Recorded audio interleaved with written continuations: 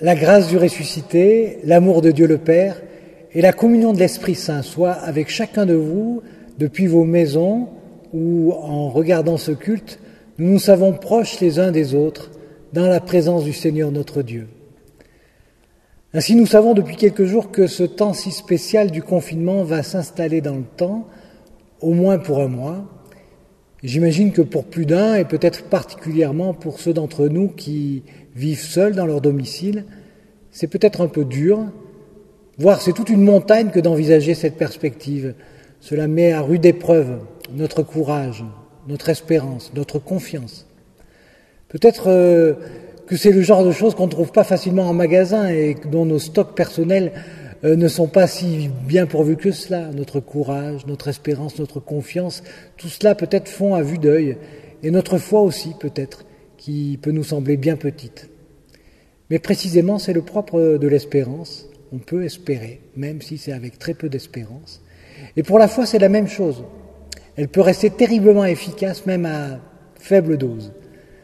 Même si nous n'avons pas plus qu'un petit grain de moutarde de foi, dit Jésus, cela peut transporter les montagnes.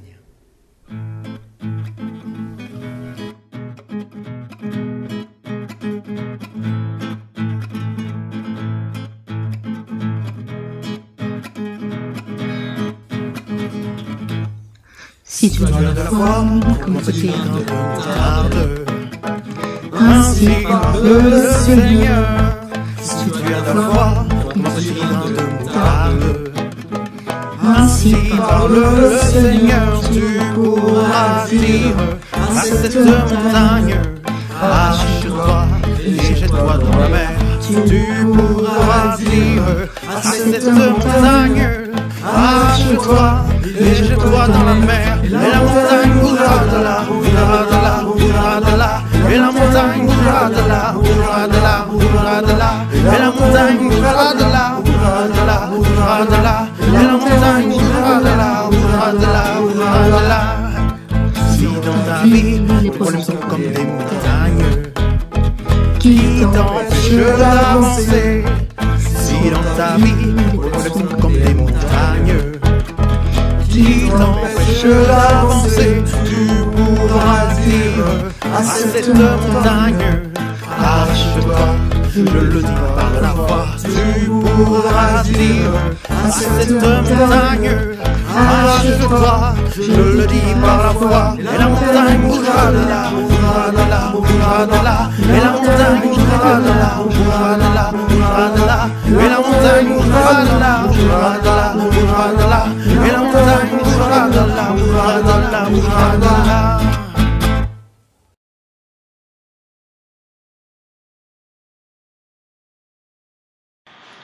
Jocelyne et Jean Probst, nous habitons à Lyon, dans le 3e arrondissement. 2 lectures nous sont proposées pour ce jour.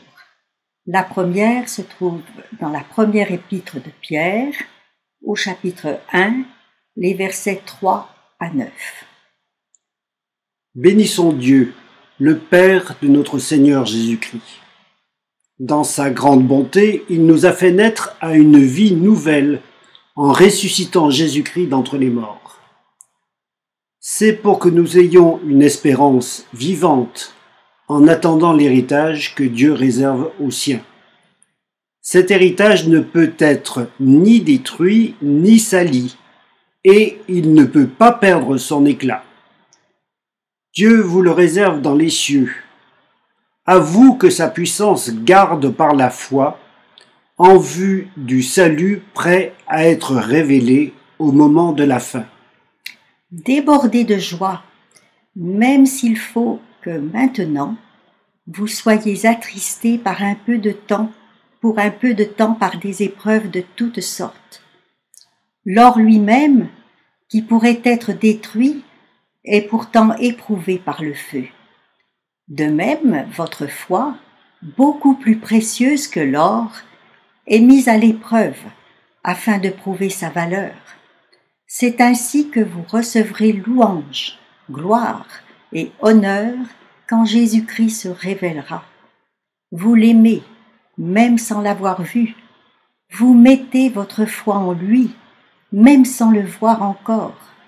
C'est pourquoi vous débordez d'une joie inexprimable, déjà glorieuse, car vous atteignez le but de votre foi, le salut de votre être.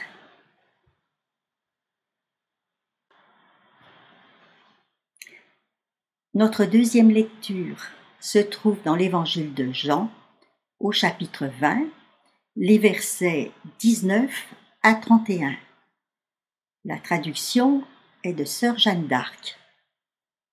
Le soir venu, ce jour-là, le premier de la semaine, les portes fermées où étaient les disciples par crainte des Juifs, Jésus vient et se tient au milieu et leur dit : Paix à vous. Cela dit, il leur montre ses mains et son côté. Les disciples donc se réjouissent de voir le Seigneur. Il leur dit donc de nouveau : Paix à vous. Comme le Père m'a envoyé, moi aussi, je vous donne mission. Et cela dit, il souffle et leur dit : Recevez l'Esprit Saint. Ceux à qui vous remettrez les péchés, ils leur seront remis. Ceux à qui vous retiendrez, ils seront retenus. Or, Thomas, un des 12, dit jumeau Didyme, n'était pas avec eux quand est venu Jésus. Les autres disciples lui disent donc : Nous avons vu le Seigneur. Il leur dit : Si je ne vois dans ses mains la trace des clous, si je n'entre mon doigt dans la trace des clous, si je n'entre ma main dans son côté, non, je ne croirai pas. 8 jours après, les disciples sont de nouveau à l'intérieur et Thomas avec eux. Jésus vient, les portes fermées. Il se tient au milieu et dit : Paix à vous. Il dit ensuite à Thomas : Porte ton doigt ici et vois mes mains. Porte ta main et entre dans mon côté. Ne sois pas non-croyant, mais croyant. Thomas répond et dit : Mon Seigneur et mon Dieu. Jésus lui dit : Parce que tu m'as vu, tu as cru. Heureux ceux qui n'ont pas vu et qui ont cru. Jésus a fait encore beaucoup d'autres signes devant ses disciples. Ils ne sont pas écrits dans ce livre, mais ceux-ci ont été écrits pour que vous croyiez que Jésus est le Messie, le Fils de Dieu, et pour qu'en croyant, vous ayez vie en son nom.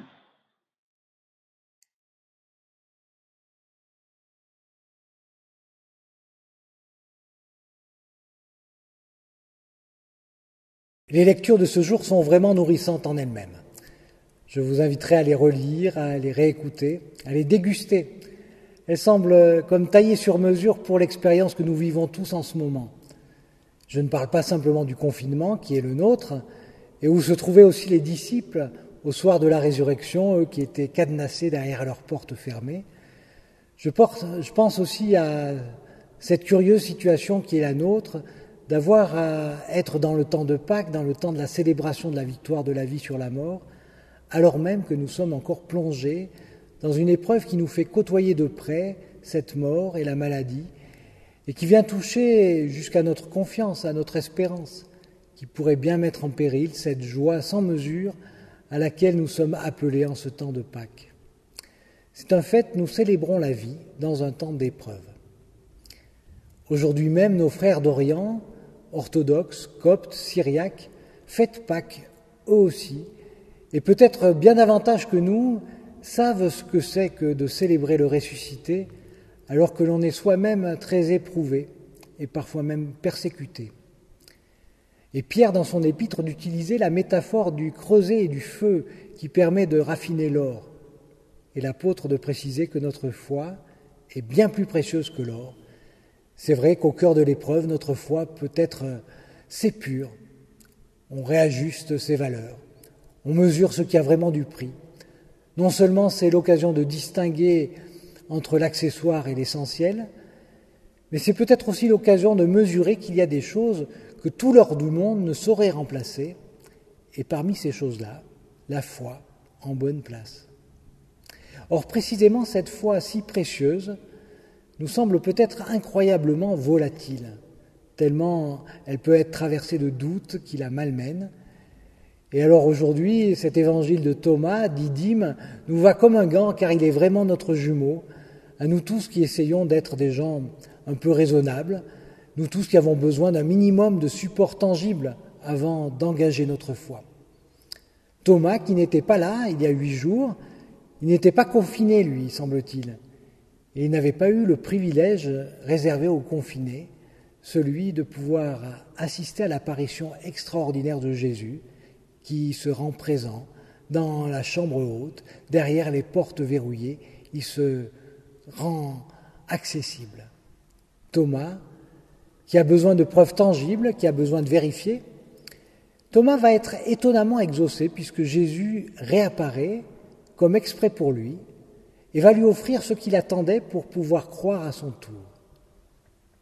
Porte ton doigt ici, vois mes mains, porte ta main, entre dans mon côté, ne sois pas non-croyant mais deviens croyant. Quel dialogue et quelle confession de Thomas en écho, mon Seigneur et mon Dieu.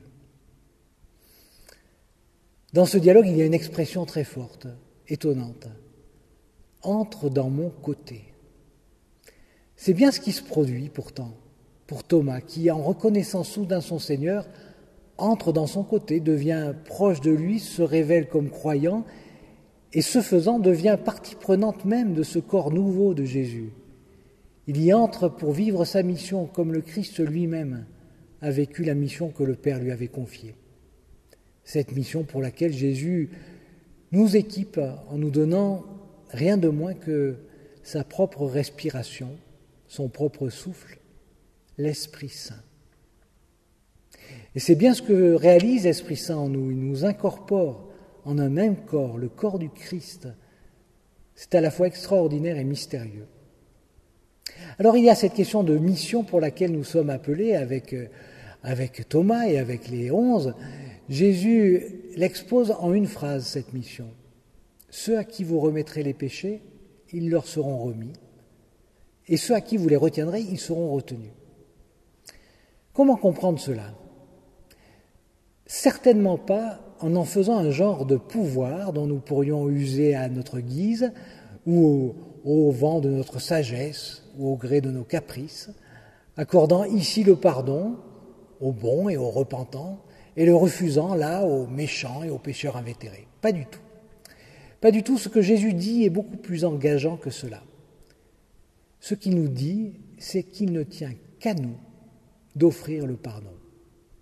Si nous ne le faisons pas, si nous n'exerçons pas la miséricorde, il n'y aura pas de miséricorde dans ce monde. C'est aussi simple que ça. En disant « ceux à qui vous remettrez les péchés, ils leur seront remis, ceux à qui vous les retiendrez, ils seront retenus », je crois que Jésus nous exhorte à être des propagateurs inlassables de son pardon. Il nous faut pardonner, il nous faut faire miséricorde, il nous faut être agents de réconciliation nous-mêmes, car sans cela, il n'y aura ni réconciliation, ni miséricorde, ni pardon dans ce monde, et ce ne sera pas à la cause de la dureté du monde, ni à cause de la justice intransigeante de Dieu, ce sera bien à cause de nous, qui n'avons pas su partager ce trésor de pardon que le Christ nous confie. Alors la mission est rude, me direz-vous, cela exige de nous une bonté dont nous ne nous sentons pas forcément capables. Nous ne sommes pas des saints.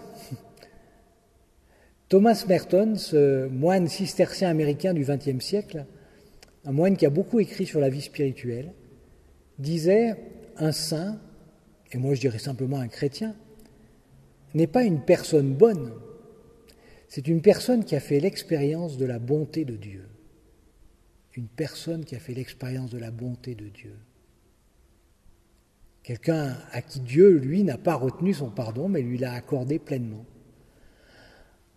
En entendant cet ordre de mission de Jésus à ses disciples, en entendant Jésus nous inviter à entrer dans cette mission, peut-être est-ce d'abord l'occasion pour nous de mesurer à quel point nous sommes nous-mêmes au bénéfice de cette bonté de Dieu, de cette miséricorde de Dieu.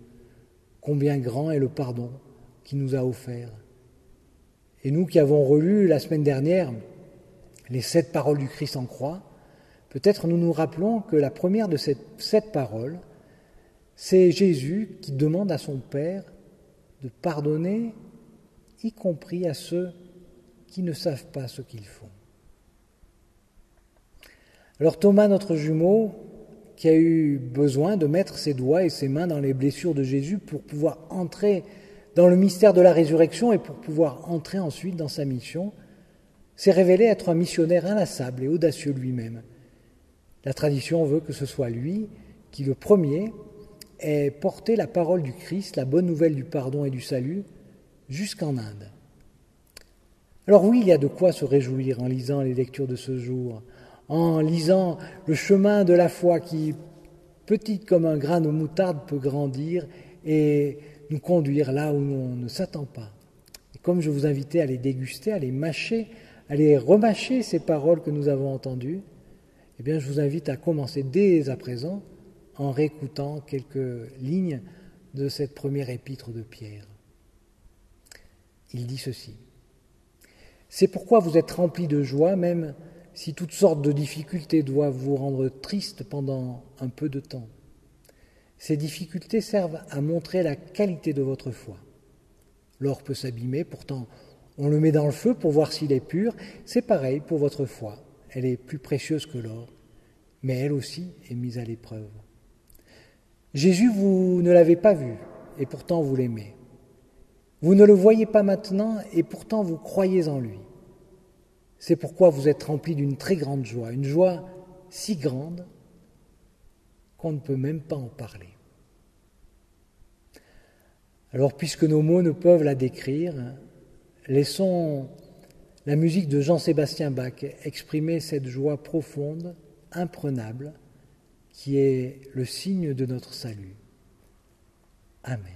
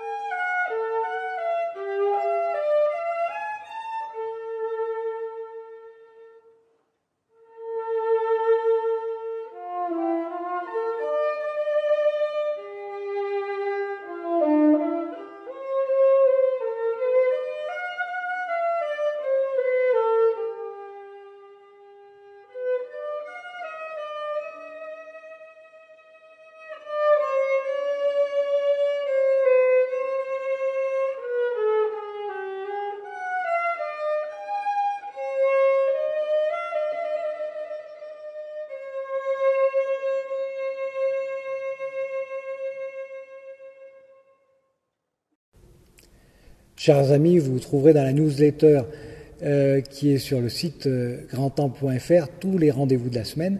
Je voudrais simplement en souligner 2.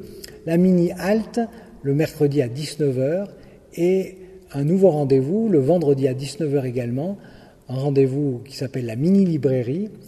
Ça sera l'occasion d'entendre un partage de lecture stimulante par un de nous. Ce vendredi, ce sera Antoine Roland qui répondra aux questions d'Hervé Trocaz, notre webmaster et qui est aussi journaliste de métier. Et suite à ce petit entretien, il y aura un échange avec tous ceux qui se connecteront sur la plateforme Zoom. Vous trouverez tous les liens sur le site. Vous savez également que ce temps de confinement met à rude épreuve les finances de notre Église. Nous sommes plus que dans le rouge. Alors, bien sûr, je vous invite à faire librement un don. Vous pouvez le faire directement en ligne à partir du site ou bien faire un virement. Vous trouverez toutes les informations sur le site internet. Il est maintenant temps de nous unir encore dans la prière et c'est Thérèse qui nous conduit dans l'intercession. Unis les uns aux autres dans nos maisons, nous intercédons maintenant les uns pour les autres. Un jour nouveau commence, un jour reçu de toi, Seigneur. Béni sois-tu. Nous te disons merci car tu nous rassembles malgré le confinement en une communauté d'amour et de grâce. Nous venons à toi te demander d'écouter notre prière. Merci Seigneur parce que tu nous conserves et tu nous préserves en santé. Viens prendre en charge nos faiblesses, toi le ressuscité, toi le Dieu sauveur, qui se souvient toujours de son peuple. Fais passer le souffle de la résurrection afin que nous ayons la vie. Tu veux Seigneur que les hommes vivent dans la joie, mais certains sont tristes parce que la mort leur a arraché un être cher. Console-les toi-même. D'autres gisent dans les lits d'hôpitaux, dans les quartiers, parce que la maladie les y cloue. Donne-nous de pouvoir prier pour eux et d'être des instruments d'amour auprès d'eux. Nous voulons également te confier le monde qui subit les affres et la menace du coronavirus qui plane sur ton peuple, ainsi que les dérives de cette pandémie. Éclaire les médecins et les scientifiques afin qu'une solution pérenne puisse être trouvée, afin de juguler la crise sanitaire sans précédent.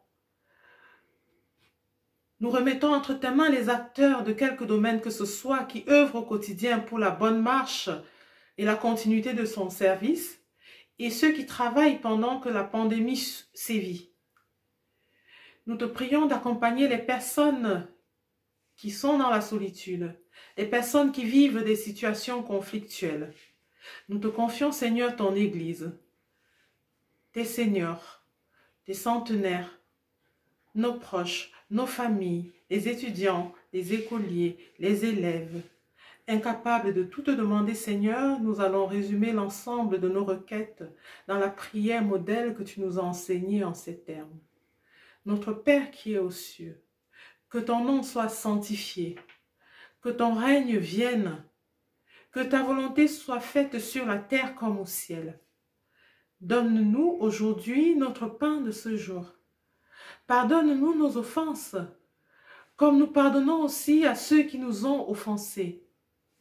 Et ne nous laisse pas entrer en tentation, mais délivre-nous du mal, car c'est à toi qu'appartiennent le règne, la puissance et la gloire pour le siècle des siècles. Amen. Parlez au cœur du monde, chantez-lui les refrains, les échos d'une alliance, les éclats du divin. Parlez au cœur du monde, chantez les lendemains, veillez sur les murailles, qu'était celui qui vient.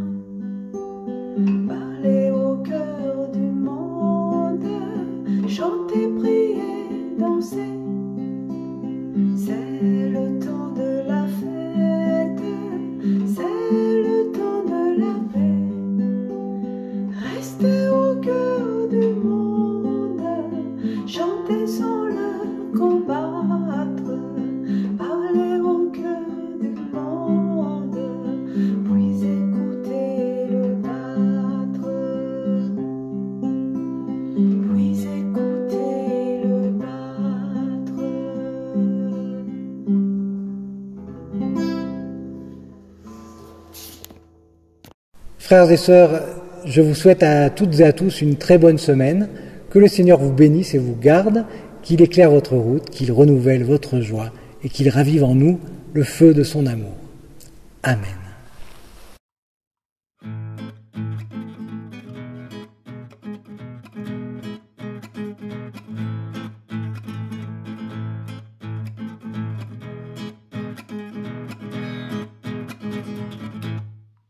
Si tu as de la foi comme un petit grain de moutarde, ainsi parle le Seigneur.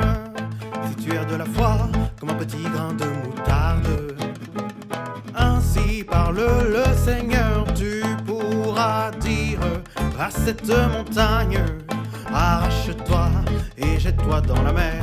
Tu pourras dire à cette montagne, arrache-toi et jette-toi dans la mer. Et la montagne bougera de là, bougera de là, bougera de là. Et la montagne bougera de là, bougera de là, bougera de là. Et la montagne bougera de là, bougera de là, bougera de là. Et la montagne bougera de là, bougera de là, bougera de là. Si dans ta vie, tes problèmes sont comme des montagnes qui t'empêchent d'avancer. Si dans ta vie, tes problèmes sont comme des montagnes qui t'empêchent d'avancer, tu pourras dire à cette montagne, arrache-toi, je le dis par la foi. Tu pourras dire à cette montagne, arrache-toi, je le dis par la foi. Et la montagne bougera de là, bougera de là, bougera de là. Et la montagne bougera de là, bougera de là, bougera de là. Et la montagne bougera de là, bougera de là, bougera de là. Et la montagne bougera de là, bougera de là, bougera de